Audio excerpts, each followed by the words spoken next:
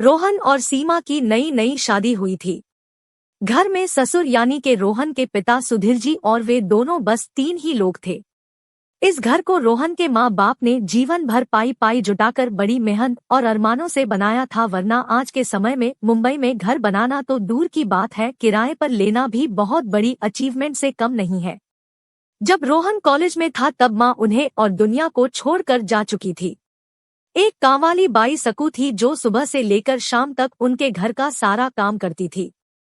नई नई शादी हुई थी, इसलिए सकू बाई का दिन भर अब घर में रहना सीमा को अपनी प्राइवेसी में बाधा सा लगता था। इसलिए अब सकूबाई सुबह खाना बनाना, कपड़े और पोछा करने के बाद चली जाती और वापस शाम को आकर खाना बनाती।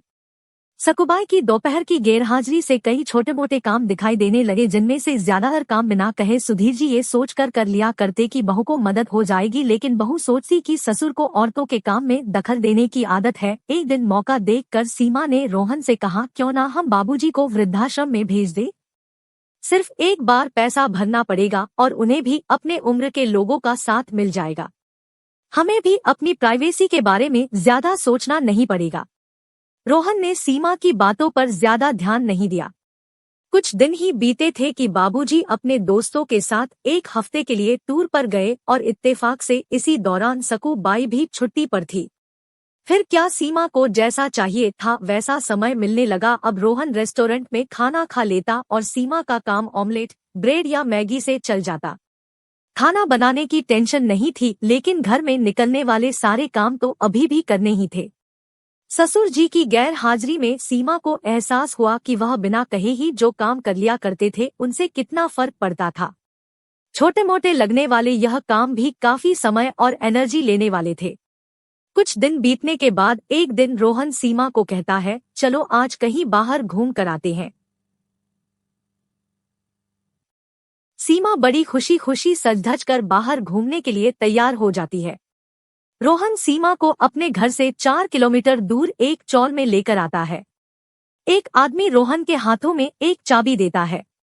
रोहन उस चाबी को लेकर चौल का एक कमरे का दरवाजा खोलता है। कमरा खुलते ही 2 रूम वाले उस छोटे से अंधेरे से भरे घर के अंदर रोहन सीमा को लेकर जाता है और कहता है, कैसा लगा तुम्हें हमारा नया घर। रोहन कहता है, हम अगले महीने से इसी मकान को भाड़े से लेकर रहेंगे अलग और अपनी प्राइवेसी का मजा लेंगे। अभी मेरी आमदनी के हिसाब से हम इसी को एफोर्ड कर सकते हैं। रोहन का यह व्यवहार सीमा के समझ में नहीं आया। वह चौंकते हुए कहती है, हमारे पास अपना इतना बड़ा घर तो है, फिर क्यों हम भाड़े से रहेंगे। रोहन उसे टोकते हुए कहता है, सोच समझकर बोला करो, वह घर हमारा नहीं है, वह माँ बाबूजी का है। तुम्हारे पास 1 महीना है सोचने के लिए कि तुम्हें आगे क्या करना है। दोनों वहां से वापस अपने घर लौट आते हैं।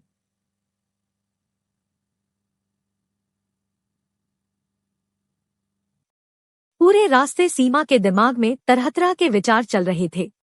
घर पहुंचते ही उसने रोहन से कहा, माना कि यह घर माँ बाबूजी का है, लेकिन क्या हमारा इस पर कोई हक नहीं है। रोहन ने कहा, बिल्कुल है, लेकिन माँ बाबूजी के बाद जब तक वह है तब तक तो नहीं।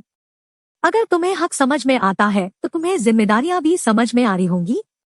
सिर्फ हक के बारे में सोचकर और अपनी जिम्मेदारियां भूलकर स्वार्थी होना क्या भला अच्छा होता है। सीमा के पास रोहन के इस सवाल का कोई जवाब नहीं था। वह सोचने लगी कि उसने अपने क्षणिक सुख के स्वार्थ के लिए इतने नीचे गिरकर ऐसी घटिया सोच अपने दिमाग में आने दी। उसे मन ही मन पछतावा होने लगा। सीमा रोहन से बोली, मुझे माफ कर दीजिए, मैं सच में स्वार्थी हो गई थी, मुझसे बहुत बड़ी गलती हो गई। रोहन बोला, तुम्हें पछतावा हुआ, मेरे लिए यही काफी है, मैं तुमसे नाराज नहीं हूँ। बेटे और बहू का यह वार्तालाप सुधीर जी दरवाजे पर खड़े होकर सुन रहे थे। उन्होंने आसमान की तरफ देखा और बोले, भाग्यवान तुम, धन्य हो जो तुमने ऐसे बेटे को जन्म दिया है। उन्होंने दरवाजा खटखटाया। बहू ने दरवाजा खोला तो उनके हाथों में पकड़ी थैली से गरम गरम समोसों की सुगंध उसको आने लगी। ससुर ने अपनी बहू से कहा, वो कोने वाले हलवाई के पास से लाया हूँ, तुम्हें बहुत पसंद है ना। सीमा को अपने ससुर के प्रति विचार और ससुर के उसके प्रति प्यार, उन दोनों का फर्क समझ में आते ही उसकी आंखों में पश्चाताप के आंसू और चेहरे पर अपने परिवार के प्यार के कारण मुस्कान आ गई। दोस्तों, इंसानी दिमाग में दिन भर में हजारों विचार आते हैं, कुछ अच्छे कुछ बुरे, लेकिन किसी भी विचार को शब्दों में परिवर्तित करने से पहले उनको समझना बहुत जरूरी है। अक्सर विचार और वास्तविकता एक दूसरे से मेल नहीं खाते हैं।